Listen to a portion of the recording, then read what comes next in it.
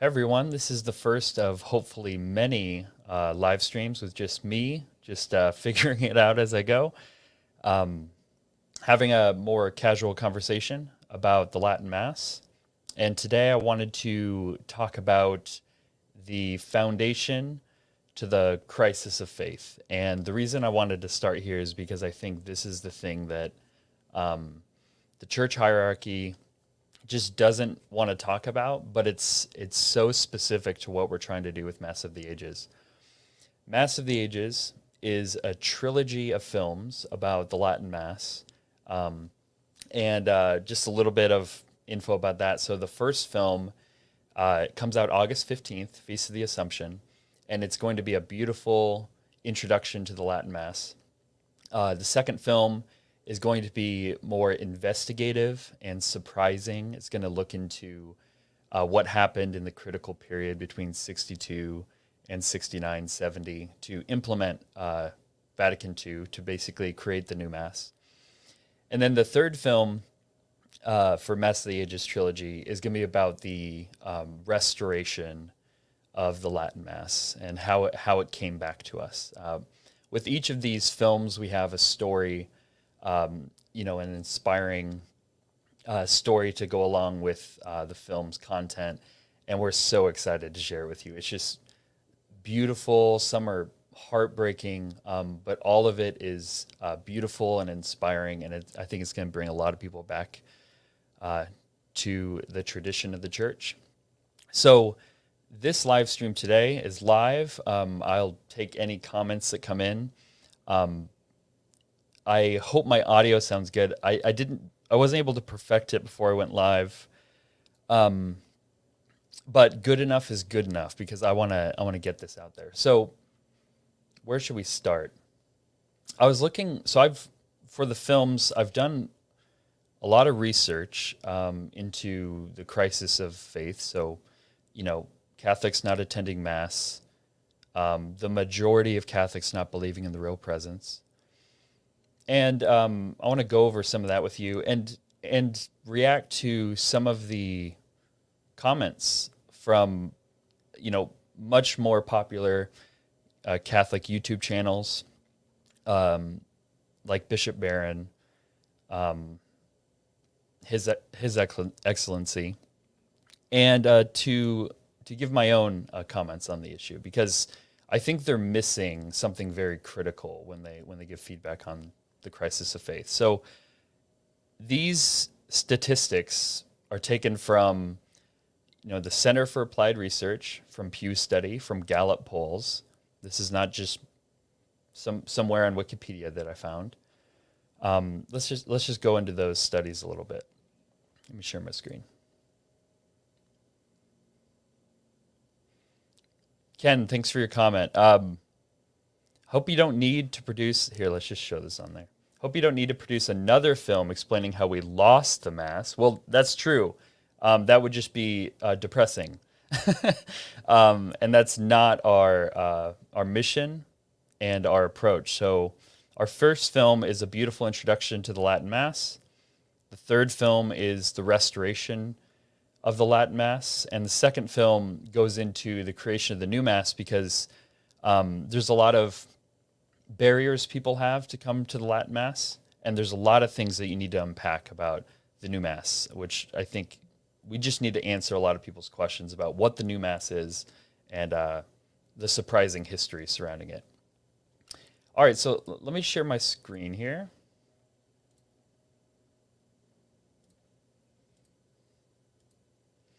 All right.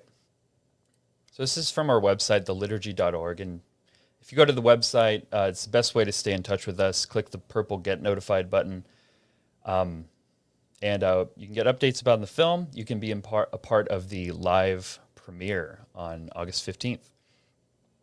So since 1965, the Catholic population increased, okay? So in every one of these statistics, we should expect an increase if all things were just equal. The Catholic population in the United States increased from 54 million to 72 million.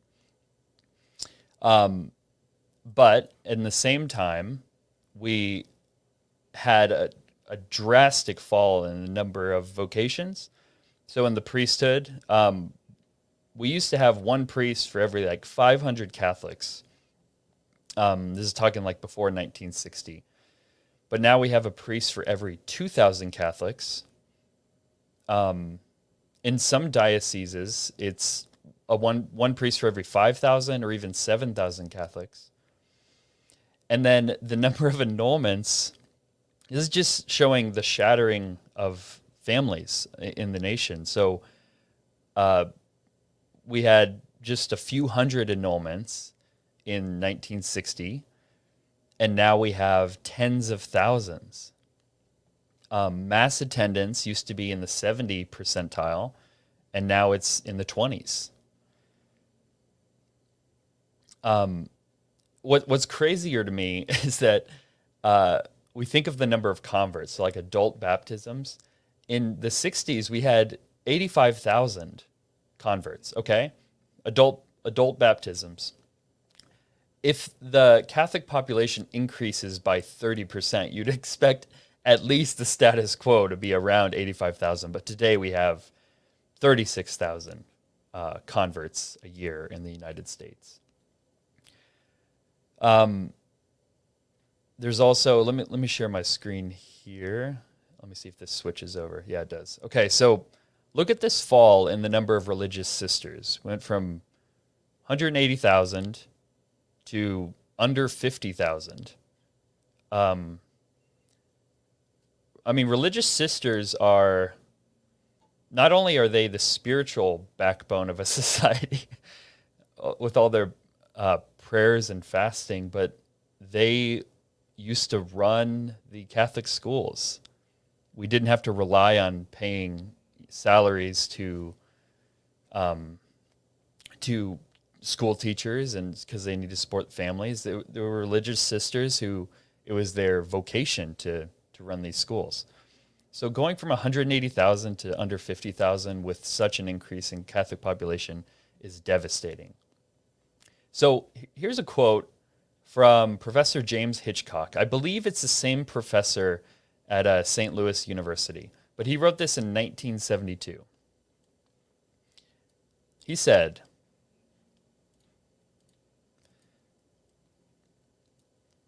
"In the days of the Council, Second Vatican Council, it was common to hear predictions that the conciliar reforms would lead to a massive resurgence of the flagging Catholic spirit. Laymen would be stirred from their apathy and alienation and would join enthusiastically in apostolic projects. Liturgy and theology, having been brought to life and made relevant, would be constant sources of inspiration to the faithful. The religious orders, reformed to bring them into line with modernity, would find themselves overwhelmed with candidates who were generous and enthusiastic. The church would find the number of converts increasing dramatically, and indeed would come to be respected and influential in worldly circles as it had not been for centuries. Yet in virtually every case, the precise opposite of these predictions has come to pass." I think the most telling example of the loss of Catholic faith is obviously the Pew study that revealed that 69% of Catholics don't believe in the real presence. 69%. That's insane. And for those under 40, it goes up to 80%. And then this is even crazier to me, for regular Mass-going Catholics in the pews every week, only 40% of them believe in the real presence.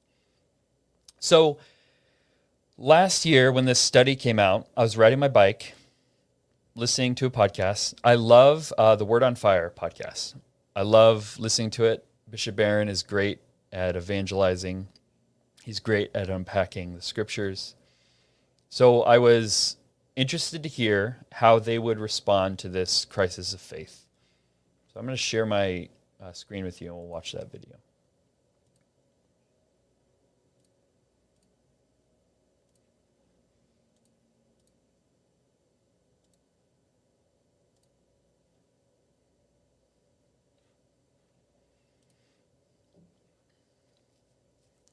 Let me know if this audio is coming in all right too. So let's listen to what they say here.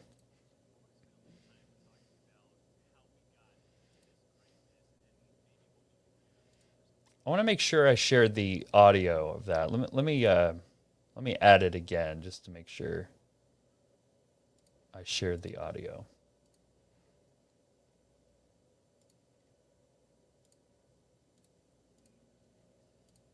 All right, let's try it again. Response to it, but let's first focus on this problem. How did we get here? A lot of the Catholics that I've seen commenting on this survey want to pin it to one specific cause. I've seen, oh, it's the fault of the Novus Ordo, or so many people receiving communion on the hand, or moving tabernacles away from the altar. What do you think? Why are so many Catholics confused about this basic teaching? Well, first, I strongly agree with you, Brandon, that there's always multiple causation. And whenever you have a move toward, hey, nope, there it is, got it, I found it, that's the reason, it's almost always wrong. Right? There's usually almost always multiple causes. And completely agree with that. It's very simplistic to say it's just one thing, and it's almost always wrong when you're saying there's just one cause to any problem. Be it divorce, like is it one thing you did that caused a divorce? No, it's a multitude of problems. But yeah, let's continue to watch. That's completely agreeable. Both theoretical and practical, cultural, ecclesial, et cetera, et cetera. So certainly we'd say that. And a thoroughgoing discussion of it would involve probably hours of sharing points of view and so on. But what I go back to, and you and I have talked about it a lot, when you ask young people, what's the main reason why you're leaving the Catholic faith? They say, we don't believe the teachings. And so they point to, call it a catechetical or apologetic or intellectual reason. They don't accept the teaching of the church. I think there's been really bad catechesis around this question. I think we haven't paid careful attention to how we carry on the faith here and how we express it. So again, multiple causes, and I'll agree with that. The whole Novus Ordo thing, and that opens up a whole other discussion. And the Novus Ordo fed the spiritual lives of Mother Teresa and John Paul II. I mean, so people who had intense devotion to the Eucharist. I'm not going to say, oh, the Novus Ordo caused this problem. I think first and foremost, really bad teaching, really. So first and foremost, he says really bad teaching. Brandon Vogt, great guy, does great work. He mentioned, a lot of the liturgical reasons that people might have left, but those aren't addressed. So what's addressed is first and foremost, really bad catechesis. And that's what I keep hearing again and again is we need more catechesis, better catechesis, catechesis, catechesis, catechesis. Just a side note, I've also heard, the Novus Ordo fed the spiritual lives of Mother Teresa and JP2, but I don't think that's correct with respect to His Excellency, because Mother Teresa is born in 1910 and JP2 in 1920. So for Mother Teresa, that was 60 years of growing up with the Latin Mass. And for JP2, that was 50 years of growing up with the Latin Mass. So what are your more formative years? Like your first 50 or 60 years of your life, or the next 20 or 30? So obviously they were formed on the Latin Mass. So anyways, that's kind of a side note. This is what I hear again and again from the church hierarchies: more catechesis, better catechesis. But I think that's not saying enough about the impact of the liturgy on faith. So, for example, let's just take an example I thought of that I think is kind of fitting. So, I have 4 kids going on 10. And if my kids did not say please and thank you to mom, like for dinner, you could say, well, are you asking them to do it? Are you telling them to do it? Are you teaching them that that's a good thing to do? Well, yes. I mean, any parent who wants their kids to say please and thank you, say it every day, multiple times a day. There's no shortage of, you could call it catechesis on saying please and thank you. But what if dad isn't saying please and thank you? What if I just told them to do it, but I wasn't acting like it? I wasn't living it out. That is precisely what the liturgy is. It is faith on full display. It is faith in action. It is source and summit of our faith. We are doing the faith. It is the source of where we get our faith. It's also where our faith tends towards. So it really is the heart of our faith. So we can have the best catechesis in the world, and we have had great catechesis for numbers of years. But if we're not acting like it in the liturgy, then you can't have a solid foundation of faith. So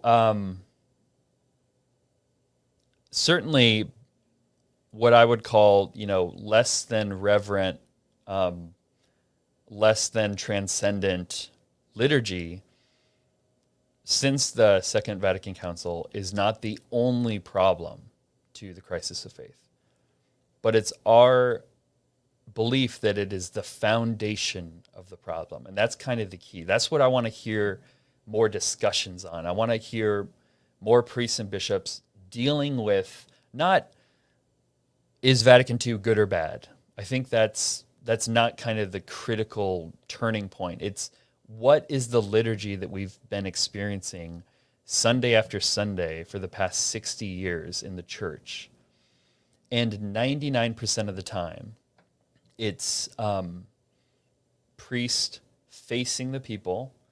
It's the liturgy in English or the vernacular. Everything is spoken out loud, and communion is distributed, what I would say, casually. It's in the hand. There's no patens. 99% of the time, every single Sunday, that's going to have an effect on our faith at the bottom line.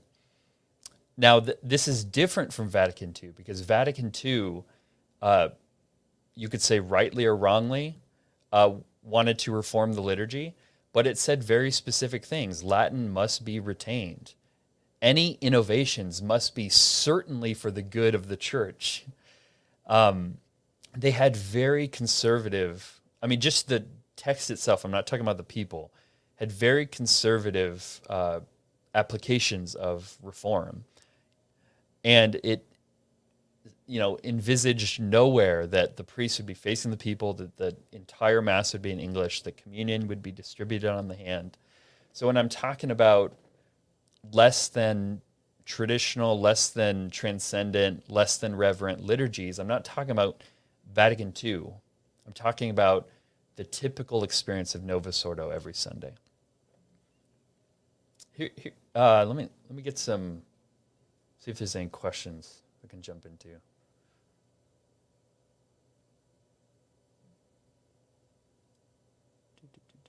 Thanks, guys, for joining, by the way. This is kind of fun. Monday mornings. Where is my tea? Here's my tea. Lex orandi, lex credendi. The law of prayer is the law of belief. Okay.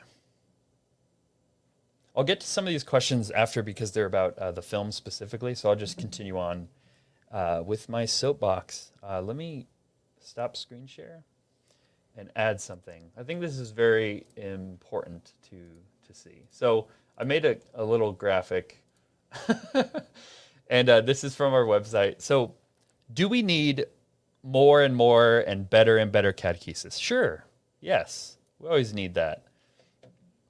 So Vatican II started in 1962. The first Novus Ordo, and let me make this clear. Vatican II wasn't just a series of documents. It was an event. So an event happened. The entire church was watching. The news outlets ran wild with it. People started to implement things because of the spirit of Vatican II, or what they thought Vatican II was saying.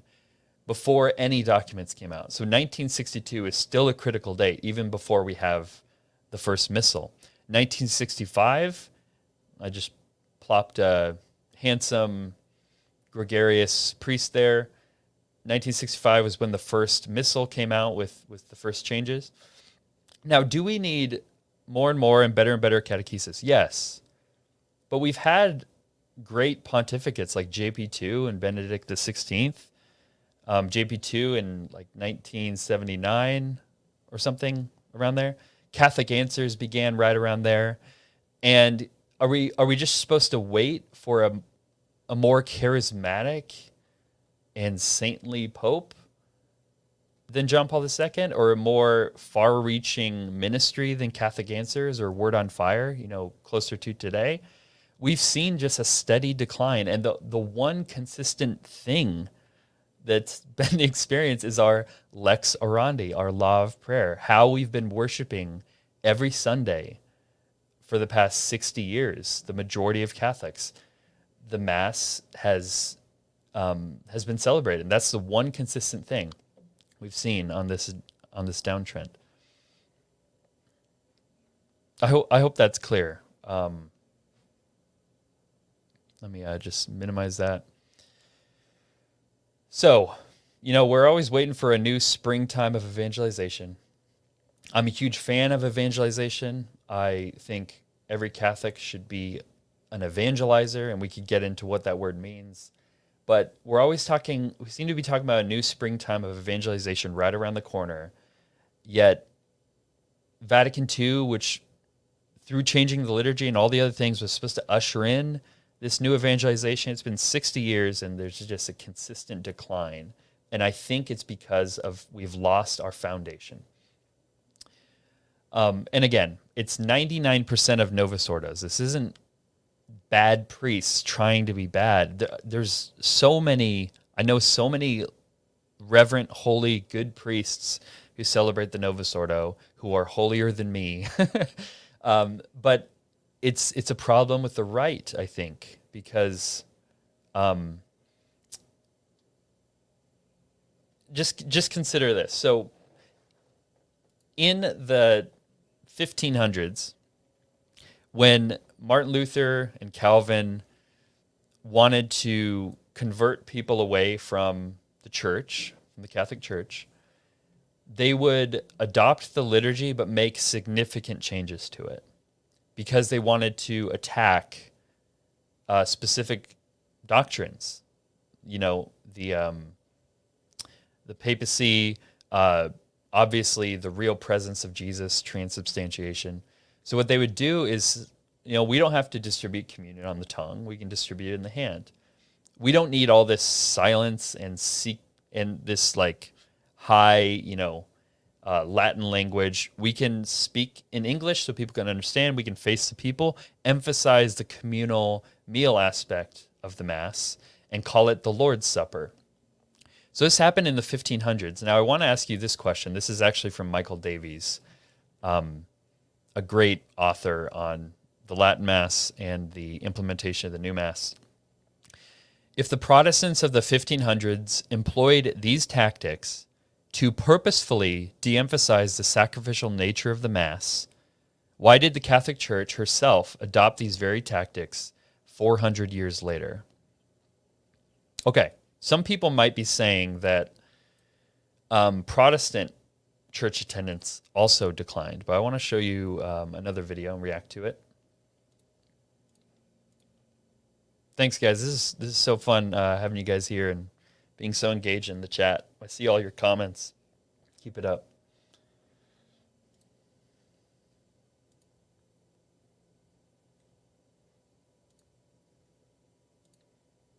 Okay. Let's do this.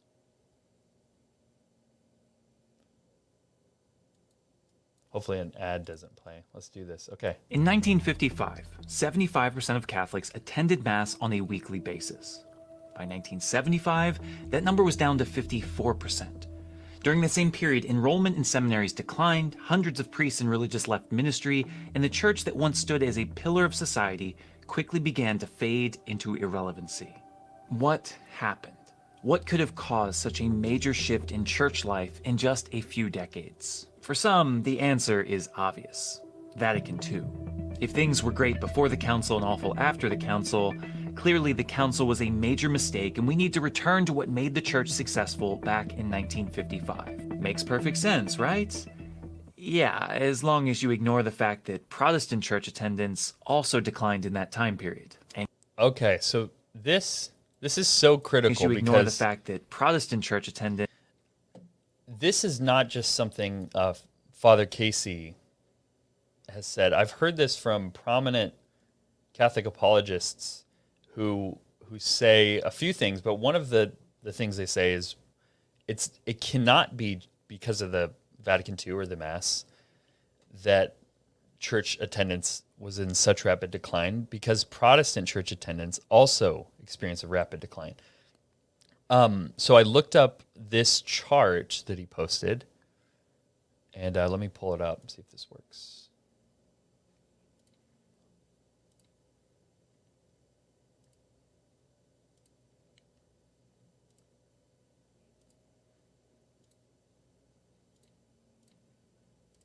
There we go. You can see my browsing history, I guess. Board games. Okay, so here's the chart that he references. Now there's charts from Pew Research, Gallup. What was the other one I mentioned? I forgot. There was another one, a third one. Anyways, there's a lot you could pull from, but he chose this one. But what's interesting about this one, Protestant church attendance declining, is this just shows, read this, the top line shows mainline Protestant identification. And fewer say they go to churches affiliated with mainline denominations. This doesn't show a decline in Protestant church attendance. This shows a decline in people identifying as mainline Protestant, but this doesn't, I assume, I'm not an expert in this kind of thing, but if anyone can show me otherwise, but it seems like this is just showing a decline in the number of people who identify as mainline Protestant, and it doesn't include non-denominational. Now here's a few other charts that would show the opposite. Let me show you. Protestant versus Catholic church attendance. This this Protestant line goes from 43% to 54% since 1974, and the Catholic line goes from 46 down to 27%.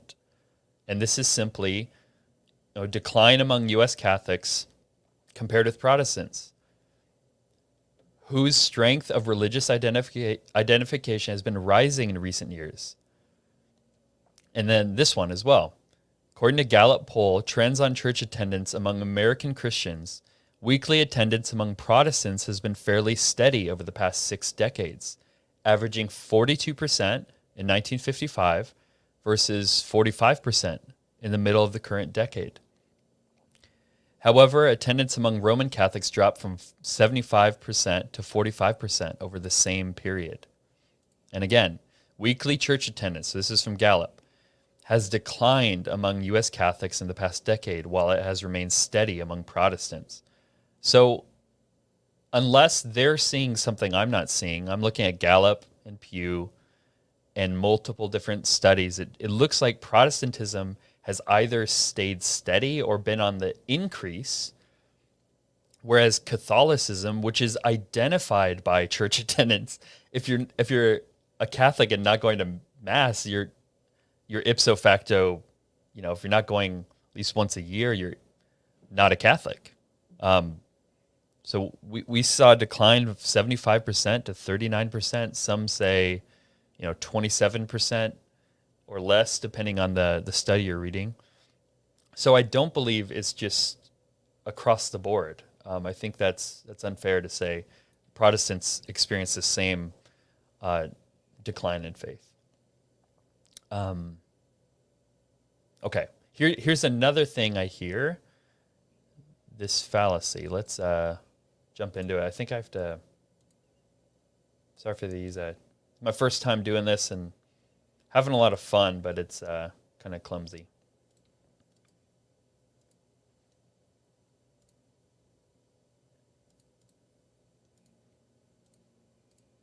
Okay, there we go. All right, listen to this. That the height of all these movements took place in the late 1960s, right after Vatican II convened? Yeah, actually, it's a pretty common logical fallacy. Post hoc ergo propter hoc. After this, therefore, because of this. It's the idea that when two things happen in succession, the first event must have caused the second, a notion that is clearly illogical. It's like saying that the rooster always crows just before the sun rises, therefore the rooster caused the sun to rise. I mean, he may think he does, I don't know, but it doesn't make it true. Look, Okay. I don't think it's right to say that it's fallacious to say that the change in after Vatican II to drastically change the liturgy caused a drastic loss of faith, because the church herself believes in lex orandi, lex credendi. Catechism of the Catholic Church, paragraph 1124, quotes this ancient teaching: the law of prayer is the law of belief, that we are formed primarily through the liturgy. So it's not an accidental relationship like the rooster crows when the sun rises. Just because the sun rises, the rooster crows. There's no causal effect in that relationship. But certainly there's a causal effect with the way we worship and what we believe. I mean, unless you disagree with what the church says in Catechism 1124. The liturgy has an essential relationship to what we believe. It's kind of like, there's several analogies you can use, but it's like if a business changes its sales and marketing team and strategy and then sees a rapid decline in the number of customers, you could look at that and say, well, there's a essential causal relationship between a sales and marketing strategy and customers. And it's the same with liturgy. It's not accidental. It's not fallacious. Or it's like an engine to a car. You know, a car needs more than an engine to run, but the engine is essential. Or think of it this way. It's like good soil. There's a lot of things you need to have plants flourish, but without good soil, the plants cannot flourish. It's not the only thing needed, but it is the most necessary thing. And that's why I want to hear more church hierarchy, more priests, more influencers talking about the foundation to the crisis of Catholic faith is we're not acting like it, is our liturgies don't reflect what we actually believe. We're not treating the Eucharist like we're in the presence of Almighty God, like we're receiving the King of Kings. It just doesn't look like that. And that has the biggest effect on what we believe. It's like good soil. It's like the engine to the car. It's like a sales and marketing strategy for a company's sales. And it's like the dad who, not just tells his children, say please and thank you, but he himself does it. He acts like it. So, where do we go from here? Well, I want to ask you guys. So, watching this video, I'm going to sign off here soon. Do you think that the drastic changes to the liturgy, I'm not talking about Vatican II. I think sometimes that can become a straw man. We just say, we're defending Vatican II. Let's put that aside. That's not even the hinge point for most traditionalists. I mean, it is the defining event, but the critical thing is the Mass we've been saying every Sunday for the past 60 years. How many Catholics have read the documents of Vatican II? You don't read them unless you're taking a class on them. But every Catholic went to the Mass of Vatican II and has been going to the Mass for 60 years, and we've had a tremendous loss of faith. So I ask you, did the drastic changes to the liturgy just coincide with a great loss of faith, or was it its most important cause? So comment below. I look forward to continuing the discussion in the comments. And let me take some questions here.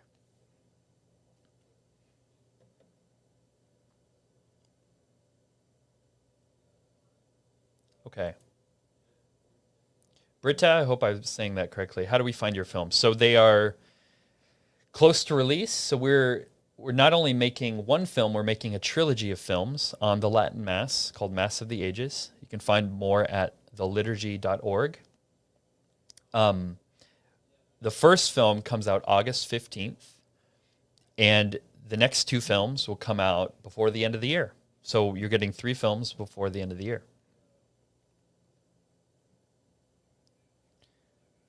Okay, thanks for these comments on my audio. We'll just get better and better at this as time goes on.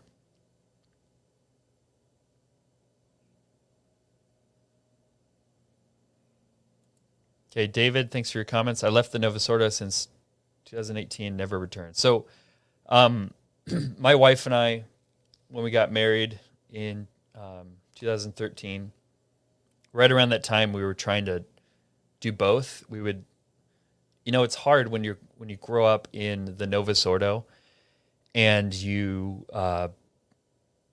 find the Latin Mass, you discover a fitting place for your devotion to the Eucharist. Like, oh, they must believe it too. Look at the priest is acting. Look at how careful the servers are with the patens. Dare we let even one particle drop to the floor? So yeah, you discover the Latin Mass, and we tried to straddle both, and it was difficult because then we'd go to the Novus Ordo, and like I said, 99% of the time it's painful. Not because we want to be liturgical snobs, but because we found this thing over here that shows proper respect for the real presence and proper worship to God, and then we go to a Novus Ordo that's a bit more casual and lackadaisical. So we do still attend Novus Ordo sometimes during daily Mass because we believe it's certainly valid. But there's more than validity to us. So we go to Latin Mass because we think it's the most fitting place for our worship, and it gives more glory to God. And episode 2 of Mass of the Ages is going to go a lot more into that. Thanks for your comment.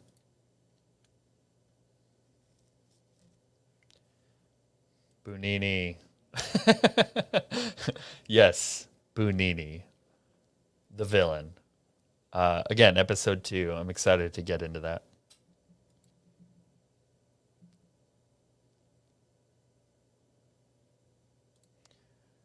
More related question. Thank you for your comment.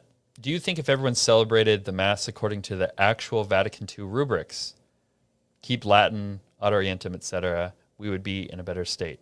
Yeah, certainly. What's tricky is we've had the pontificate of Benedict XVI,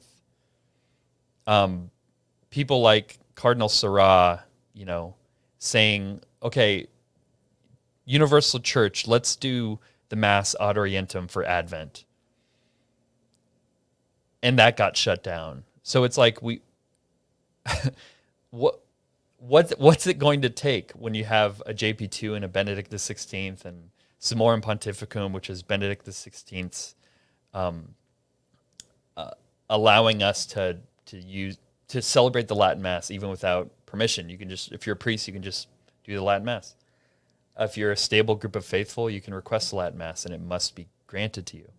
So even with all these things, 99% of the Novus Ordos I attend are facing the people. The Eucharistic prayer is spoken out loud. It sounds kind of like reciting a play.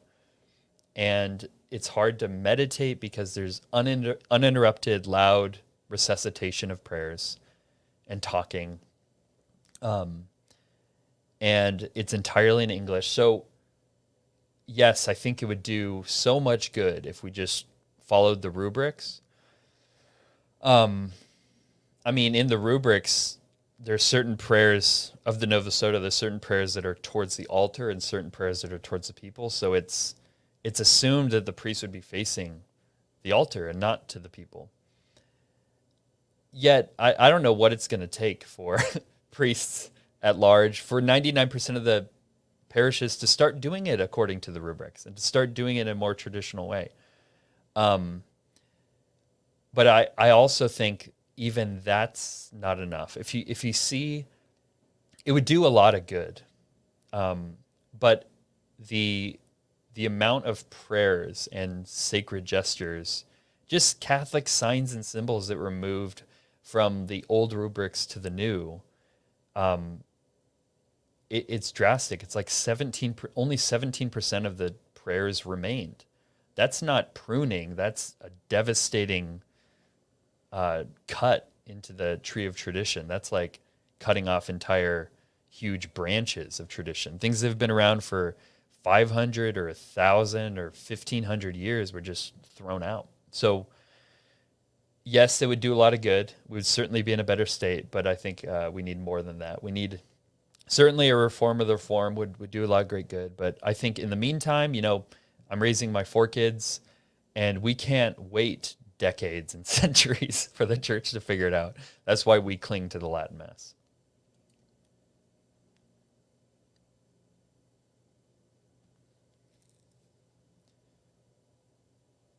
Thanks for your comments.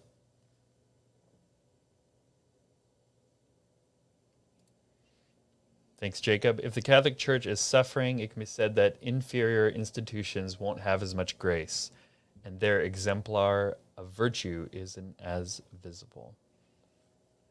Yeah, the church is the foundation of culture. That's for sure. All right, Carolyn. So you said it's like going to a Protestant service now. That's what the Mass has become. Praise bands, removal of statues for large screens, dancing, drums, tabernacle in the corner, preaching, social justice, not the faith, et cetera, et cetera. Yeah, it's difficult because it's hard to. I think another straw man I hear is people jump too quickly to, they say clown masses, and we can all agree clown masses are stupid. Any video I showed today, like the people in those videos would agree that those things are stupid, clown masses and liturgical dancing and all that. So that can sometimes be a straw man. But I've certainly been to parishes where it seems very Protestant, and people don't know they're in the presence of the King, and they don't know who they're receiving, and it's devastating. But yeah, so thanks for your comment. I do think there's been a lot of changes to the liturgy that just by their very nature have reduced reverence, even if they're done according to the book. And we'll get into that in Mass of the Ages episode 2. It'll be great.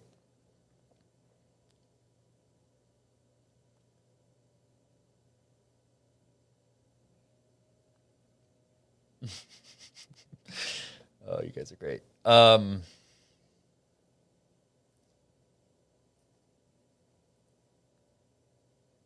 Wow, so many comments. I wish, here's what I'm going to do. Next time, I'm going to schedule more time to interact with the comments. Don't hold me to this, but I hope to do something like this every week. Let me know what you would like me to react to. We've been doing a lot of research about Mass of the Ages, this trilogy of films.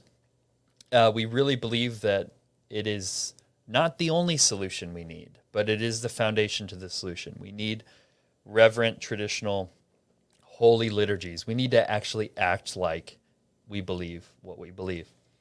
So you will almost certainly find that at a Latin Mass, so why not attend?